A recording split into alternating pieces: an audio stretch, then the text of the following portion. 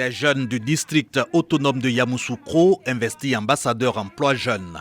Un honneur qu'ils tiennent du succès de leurs activités génératrices de revenus créées dans le cadre du PGDEC sur financement du contrat de désendettement et de développement C2D. J'étais un employé occasionnel et aujourd'hui je suis mon propre patron.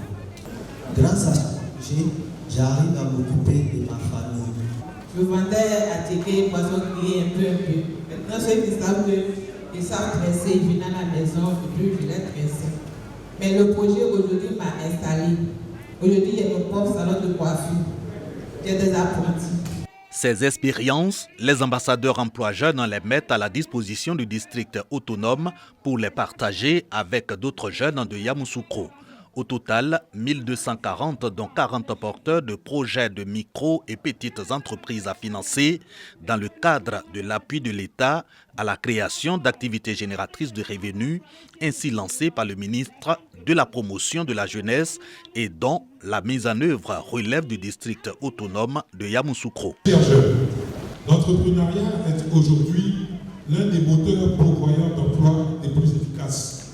Je vous exhorte à adhérer massivement à ce nouveau programme, à suivre et à parfaire votre formation théorique et pratique avec beaucoup de sérieux. Pour un montant de 720 301 350 francs CFA, une contribution de 87 830 000 francs CFA du district que je salue. Il soit permis aussi d'adresser mes remerciements au gouvernement français qui accompagne inlassablement le gouvernement ivoirien dans la quête de solutions durables en faveur de l'insertion des jeunes. Aussi expliquer les conditions de sélection et de financement des bénéficiaires, comme les modalités de mise en œuvre du projet.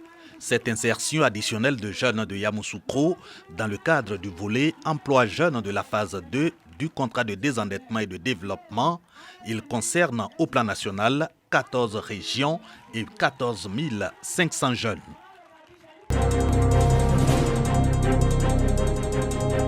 Avoir de l'eau potable à Bogué était un parcours de combattant, une situation pénible pour les femmes et surtout pour les agents affectés de l'État. Chaque matin à 6 h, c'est ici on vient puiser l'eau. L'eau qu'on puise, c'est ça les enfants boivent. C'est ça on prend pour préparer.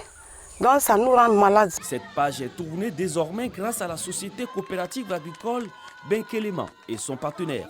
L'eau potable peut maintenant couler. En attendant l'achèvement du château d'eau, la coopérative a fait don d'un forage électrique de 4,5 m3 d'un coût estimé à 13 millions de francs CFA, avec un raccordement au centre de santé et aux différents services publics.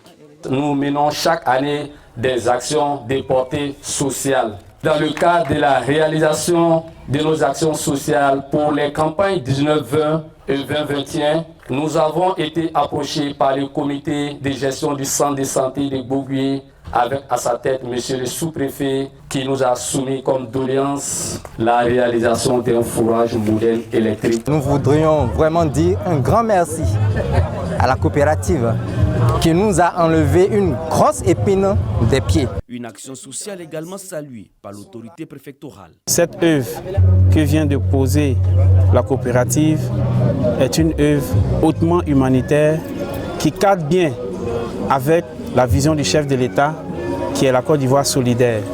Le partage des ressources à toutes les communautés. Cette coopérative agricole n'est pas à son premier geste de solidarité à Bogué. Elle a récemment offert des kits scolaires ainsi que des kits alimentaires à la cantine de Kafanandougou et établi des jugements supplétifs aux enfants des producteurs.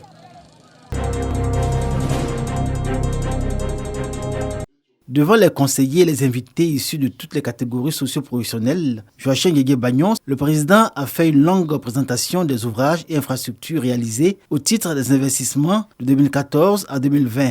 En un quinquennat, 209 ouvrages ont été réalisés dans plusieurs localités de la région du Gor pour un investissement total de 7 milliards 235 478 000 francs CFA. Santé, éducation, électrification, reprofilage des routes hydrauliques sont les domaines où les interventions sont les plus éloquentes. En tête, les infrastructures routières, pour un total d'investissement d'1 milliard 53 millions de francs CFA, viennent dans l'ordre l'éducation, avec 3 milliards 85 millions de francs CFA, la santé, 1 milliard 16 millions de francs CFA, affectés à la construction de 33 nouveaux centres de santé et à la réhabilitation de 6 dans l'ensemble des 2 départements que sont Gagnoua et Oumé. Notre rôle est de venir en aide aux populations. Je suis heureux que la population bénisse les actions du président Yéyé Bagnon.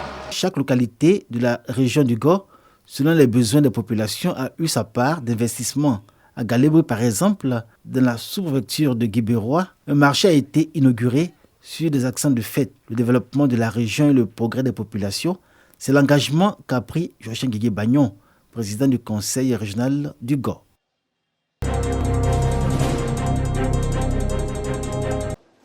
Dépôt de gerbes de fleurs sur la tombe de Félix Houphouët-Boigny dans l'enceinte du caveau familial à Yamoussoukro.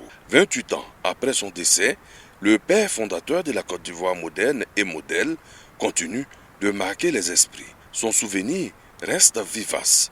Amour et partage. C'est une espèce de pèlerinage pour nous aussi. Houphouët vivra. Nous sommes venus honorer la mémoire du président Houphouët-Boigny, dont l'esprit règne encore en Côte d'Ivoire. Dans cette période où nous parlons de dialogue politique qui nous inspire et que par ses prières, Dieu descend sur la Côte d'Ivoire pour que la réconciliation puisse être un fait réel. En ce jour, anniversaire du rappel à Dieu de Félix Houphouët-Boigny, une messe est dite à la basilique Notre-Dame de la Paix de Yamoussoukro. Félix Houphouët-Boigny continue de faire l'unanimité.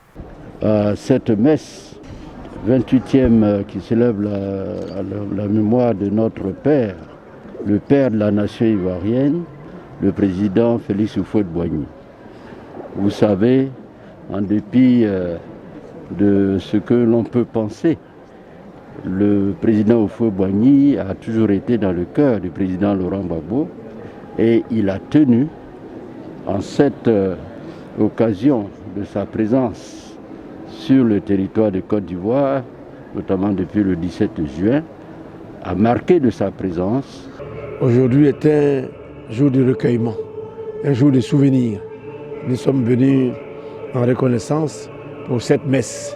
Nous sommes à l'Assemblée là, reconnaissant en lui que l'Éternel qui l'a accueilli continue, disons, de l'entretenir. C'est le 7 décembre 1993 que Félix Houphouët-Boigny s'est éteint. Né en 1905, il avait 88 ans.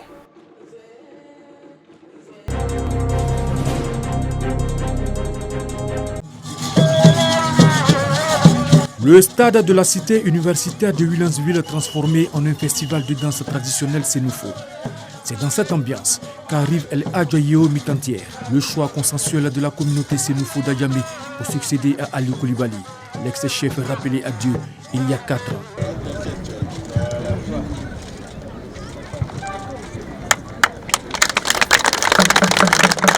Aussitôt installé dans la pure tradition sénoufo, Mitantière donne ses priorités. Je suis prêt à travailler avec toutes les personnes de la commune d'Adjamé et au-delà d'Adjamé, à servir le chef central Souleymane Ouattara pour tout ce qu'il fait pour nous tous et pour la cohésion sociale dans Adjamé, que ce soit au niveau de nos tuteurs, que ce soit avec tous nos alliés.